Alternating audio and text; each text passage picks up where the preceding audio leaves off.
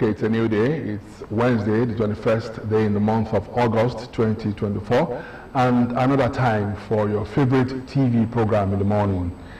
It's New Dawn on the People's Tele Ogtv, and this is the Morning Flakes section of the program. My name is Abeokuta, and I'll be good to have you join us on the program this morning. My colleague is here, Miriam Usman. Miriam, good morning. Good morning, Abeokuta. Good morning, our viewers. Thank you for joining us today. I don't know, I feel a bit cold this morning. The weather is actually cold, but it feels like mine is just extra. But I'm hoping before the end of the program today, I'll be able to shake off that cold, you know, with some of the... You can get something to warm you up now. Get something to warm you up. I do. I mean, we're going to have tea. So, yeah, I'm hoping to be to receive that warmth before the end of the program today. But yeah, it's a good time to be alive, and we're super excited that you're right there watching the midweek edition of Morning Flakes right here on Ogtv. Are you sure you're not cold because it's getting to the end of the month? Usually the end of the month brings the hyperactive part of you because you know, there's something coming towards the end. So trust me. So why are you not hyperactive? I can't really figure it out, but I just know that it's not the usual thing. But yeah. Okay. It can only get better. All right, it can only get better, and certainly to get better. So let's move on, and we'll give you the weather report like we do on this program every Monday, Wednesday, and Friday. We'll come back, we'll begin to reel out the different items, the regulars on the program, Morning Flakes section of New Dawn on Ogtv. Please stay with us.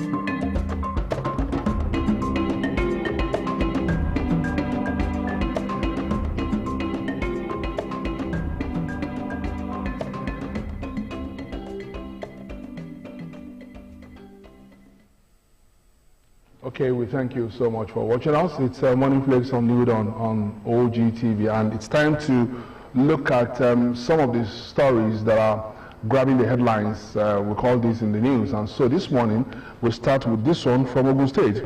Ogun State has joined the League of Rice-Producing States in the country with the flagging off of the harvest of 200 hectares of farmland at Magboro Rice Farm in Obafemi Owode local government area of the state. The farm is the brainchild of the Ogun State Economic Transformation Project, supported by the World Bank and aimed at driving economic growth and development in the state. Speaking at the occasion, Governor Abeokuta said with the flag off, Ogun State is not only joining states like Lagos, Kebbi, and Bayelsa in producing locally grown rice for the consumption of the people, but also fostering economic development, creating jobs, and improving livelihoods within the communities. He said the 200-hectare rice farm has farmers who are mainly women and youths from all parts of the country, and not just from Ogun State alone. Each farmer allocated 1 hectare of farmland, meaning there are 200 farmers in this cluster. All right, that's the story. Ogun State now rice producing state. Good news. Good news. And a very good move to promoting food security in the state. And to also create employment. When you employ, it's often said that when you educate a woman, we've educated thousands of people. We have women here and youths, you know, and you can imagine if they were not doing this, what would they be doing, you know? But I think for me, I'm quite excited that now we are taking the bull by the horns. Now we have local rice that we can actually call our own, and you know, in the long run, maybe we may not be, we don't need to actually import rice anymore. You know. I do agree with you. I mean, I saw the video and it was such a moment to behold. Now we move straight to the other segment of the news. The Nigerian Labour Congress on Tuesday resolved to shut down the nation should the police detain or arrest its national president, Joe Ajaero. This resolution was reached at the end of its emergency National Executive Council meeting, which was held in Abuja, with some other executives joining virtually. It was reported last Monday that Ajaero was invited by the police for an interview on charges connected to criminal conspiracy, terrorism, financing, and reasonable felony, and also subversion and cybercrime. However, the NLC has criticized government's attempts to interfere with the organization's internal affairs, including a proposed reduction in the tenure of the trade union leaders. So this story is beginning to surface gradually, and the fact that they threatened to go on strike is a thing that we should look at, you know, as a nation. We cannot afford another strike again. Yeah, when there is strike, we also lose a lot of money, you know. But I think, I just hope and I think that logic will prevail at the end of the day, and reason will prevail, you know. The rule of law has to be observed in this situation. I don't think, you know, as security operatives, I think they've become more enlightened to know what to do. Yes, you know, actually asking for questioning, but then that should not lead to detention, you know, especially when you don't find any skeleton in his cupboard, you know. So, but again, we'll wait and see what this will lead us to. But certainly, we don't want any strike anymore. We don't want any strike. Okay, from there we'll move on to this one, and this one says, as traditionalists across the country celebrate the 2024 Isheshe Day, the Yoruba Council Worldwide has called for the introduction of African traditional religion in the curriculum of primary and secondary schools across the country. President of the Council, Oladoto Azam, made this known in Abuja on Tuesday. The United Nations declared August 20 of each year as World Traditional Religion Day. Certain states in the southwest, such as Lagos, Ogun, Oyo, and Osun, declared August 20 as Work-Free Day for the Isheshe Festival. Azan said, it is known that African traditional religion is the foremost human practice on earth. However, we are mindful of the heterogeneous state of affairs with diverse cultures and religions, hence the need to collaborate to use our culture and traditions to add value to nation building.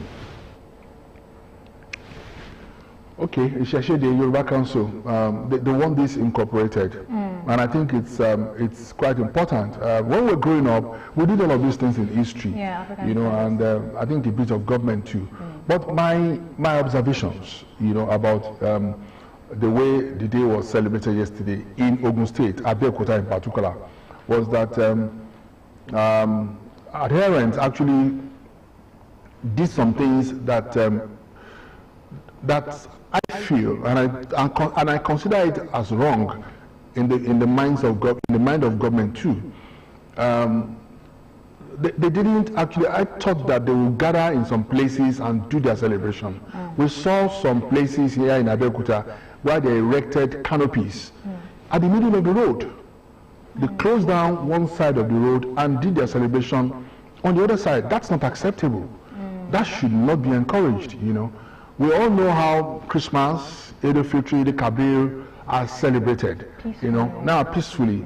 You know, so in fact, there is this unconfirmed report that a car knocked down someone yesterday. Not confirmed. I mean, it's a rumor, but then you can't tell. You know, so we saw some places in Abeokuta where canopies were erected, you know, on one side of the road, you know, actually narrowing down traffic to the other side of the road, which is not good. You know, and I think that's one of the things that should be done to, as time goes on, to actually create the right spectacle and ambience anytime we have a Shashede celebration. You know, there's always some part of people, whenever there are good news or whenever there's something progressive happening, there are just some people who dedicate themselves to hijacking moments. And you know, for celebration like that, you cannot say things like that may not happen, because definitely, yeah, it is the first. I think it was definitely not. I think that was in euphoria of the day, and that was the first celebration. But then I'm just talking about going forward. Yeah, I agree. You know, the fact that we are celebrating the day or a festival does not mean we should also impede traffic. You don't need to prove your point. You already have a public exactly declared, you know. So yeah, I do understand that. All right, we move now to the organized labor. The organized labor has called on Nigerians to be patient with the federal and state government following the delay in the implementation of the new minimum wage. This was even as workers' union absolved the federal government of any wrongdoing, saying it would be unfair to conclude that there was a deliberate attempt to avoid paying the new minimum wage. The Deputy President of the Nigerian Labour Congress Political Commission, Professor Theophilus Ndubaku, said this on Monday. President Bola Tinubu signed the new minimum wage into law on July 29 after the meeting with leaders of the Nigerian Labour Congress and the Trade Union Congress of Nigeria. It has been reported that only 7 other states, Kano, Kwara, Ogun, Borno, Jigawa, Ondo, and Abia, have set up implementation committees for the recent approved 17,000 minimum wage. 7 out of 36 states. That's not encouraging. Not encouraging at all. Not encouraging. Cause for panic from. Yeah. By now, all states of the Federation should have been done and dusted with their preparations. A month since that's okay. Yeah. July. I mean, all the calculations should have been done, the possibilities and all that. What it's going to cost them, you know, what they need to do to also, you know, cut excesses and all of that. I thought that's what all the states should have done. But now that we have just 7 states out of 36. That's not cherry news for Nigerians at all. I agree. Okay, let's wait and see. From there to this last one from me, the federal government has commissioned 2 hybrid mini grids with a total of 200 kilowatts capacity for Oloyo and Sulekam communities in Ovia South local government and Ovia Northeast of Edo State. That was done on Monday. The project was undertaken by the Rural Electrification Agency. Olayon community gets, did I get that right? Is it Olayon? Olayon community gets 100 kilowatts of electricity after 21 years, while the Sulekam community gets 100 kilowatts after 30 years. Speaking during the commissioning, the agency managing director, Abubakar Abali, said the mini grid was one of the many being developed across the nation through the federal government's rural electrification project. Okay, that's a good one. Another good news. This time around coming from Edo State, you know, and it's quite great that we have these happening. I mean, if you have mini grids scattered across Nigeria, this issue of national grid collapsing, frequent collapse, you know, will not. I mean, I think certainly supply of electricity power will improve, you know, in all parts, and that's what we're actually yearning for. All right, now we move to the last news on this program for this segment. The Mpox outbreak is not another COVID-19, the World Health Organization said on Tuesday, because much is already known about the virus and the means to control it. While more research is needed on the other hand, 1 billion strain, which triggered the United Nations agency into declaring a public health emergency of international concern. The spread of mpox can be reined into the WHO's Europe Director Hans Klunk said. Klunk said the risk to the general population was low, just as the predominant route of transmission remained close to skin-to-skin contact. In July 2022, the World Health Organization declared a public health emergency, international concerns over the international outbreak of the less severe Clade 2 billion strain of mpox, which mostly affected gay and bisexual men. The alarm was lifted in May 2023. Well, it's clear here, unlike COVID-19, had no cure as per se when the outbreak started. Yeah. This is quite different, and the World Health Organization has confirmed this, that it is very known, and the way to control it, rather. But this is also contagious. It's contagious. It's contagious, and so that's why it's got to be quickly arrested. I know we've seen some cases here in Nigeria, but certainly we've also read about efforts made towards preventing them from spreading, across the country.